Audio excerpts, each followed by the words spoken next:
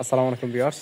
তো আজকে আমি আপনাদের মুরগি বড় হয়ে গেলে সোনালী মুরগি হোক ব্রয়লার মুরগি হোক যে কোনো মুরগির পাত্রটা কীভাবে রাখবেন এবং পাত্রগুলো কীভাবে সাজাবেন এটা দেখাবো ইনশাল্লাহ। তো আপনারা দেখতে পাচ্ছেন এই 100 ধরলে আমাদের সবগুলা পাত্র একদম এক সোজা আছে সবগুলা। তো এই সিরিয়ালি ধরলে সবগুলো এই দিক দিয়ে এক সোজা আছে। এই দেখেন আমরা কীভাবে দিছি, একটা খাদ্য একটা পানি, একটা খাদ্য একটা পানি, একটা খাদ্য একটা পানি, একটা খাদ্য একটা পানি, এরকমভাবে পর্যায়ক্রমে সাজায় দিছি যাতে একটা মুরগি খাদ্য পর্যাপ্ত পরিমাণে পায়, পানিও পায়।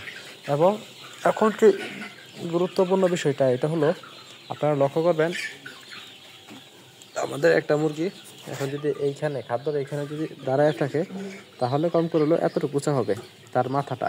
সবসময় খাদ্যের পাত্রগুলা ঝোলানোর চেষ্টা করবেন তার মুখ বরাবর উচ্চতায়।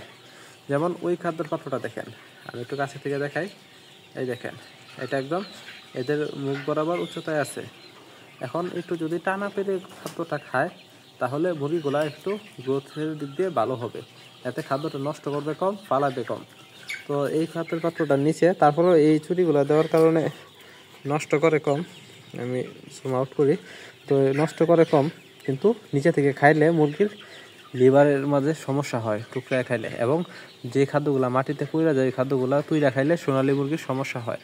তো এই জন্যই বলবো সোনালী মুরগি পালেন, পোলট্রি মুরগি পালেন, যে মুরগি পালেন না কেন খাদ্যটা সবসময় পর্যাপ্ত পরিমাণ উচ্চতায় এবং সঠিক জায়গায় দেওয়ার চেষ্টা করেন। আবার বেশি উঁচুতে দিবেন না, তাহলে ছোটো মুরগিগুলো খাইতে পারবে না। আমরা একটা দুইটা তিনটা পাত্র এরকম আঙ্গায় দিচ্ছি, কিন্তু আমরা বেশ কিছু পাত্র একদম নিচেই রাখছি।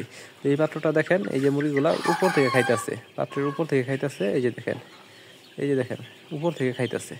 তো এটা কিন্তু খাবার কথা নিচ থেকে, এই জন্য কিন্তু পাত্রগুলো মূলত তুলে দিয়েছি।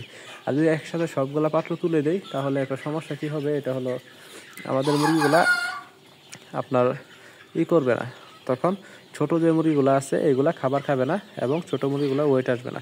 তো আমরা এখন এই পাত্রটাও তুলে দিব, এটাকে এতটুকু উচ্চতায় তুলে দিব, এখানে এতটুকু উচ্চতায় তুলে দিব, আগে এখানে ছিল এখন এতটুকু উচ্চতায় তুলে দিব, যার ফলে টানা পেরে খাওয়ার ফলে মুরগির উচ্চতা আরও বৃদ্ধি পাইতে পারে।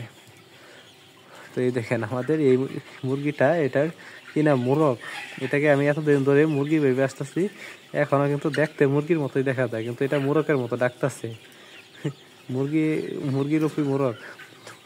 তো এরকম তাহলে তো আমাদের এখানে মোরগ অনেকগুলাই আছে। আচ্ছা যাই হোক, এই মুরগিটা দেখেন, এটা দেখেন কতটা গ্রোথ আসছে, এই মুরগিটা কতটা বড় বড় দেখা যাচ্ছে। এবং এর পাশে এটা দেখেন একদম ছোট, এখনও মনে হয় 300 গ্রামের মতো ওজন হইব। আর তার পাশে এটা দেখেন, এই মানে ওইটা পিছে, ওইটা উটপাখির পিছে ডাইনোসর দাঁড়ায় বেশি এরকম মনে হয়। আমাদের বেশ কিছু বাচ্চা এরকম ছোট বড় আছে, এগুলো আসলে ডিলারের সিন্ডিকেট, আমাদের এ গ্রেডের বাচ্চা দেয় নাই, যার ফলে এরকমটা হয়েছে। বি গ্রেড বা সি গ্রেড মিলাই দিছে, এর জন্য আমাদের মুরগিগুলো এরকমটা ক্ষতি হয়েছে। তো আল্লাহ ভরসা, আজকে এই ভিডিও এই পর্যন্তই। সকলে ভালো থাকবেন, সুস্থ থাকবেন, এবং ভিডিওটা আপনাদের কাছে ভালো লাগলে, উপকারমূলক মনে হলে অবশ্যই লাইক করে চ্যানেলটা সাবস্ক্রাইব করে আমাদের পাশে থাকবেন। সকলেই ভালো থাকবেন, সুস্থ থাকবেন এবং আমাদের জন্য দোয়া করবেন যাতে আমাদের মুরগিগুলো সুস্থ থাকে। আসসালামু আলাইকুম।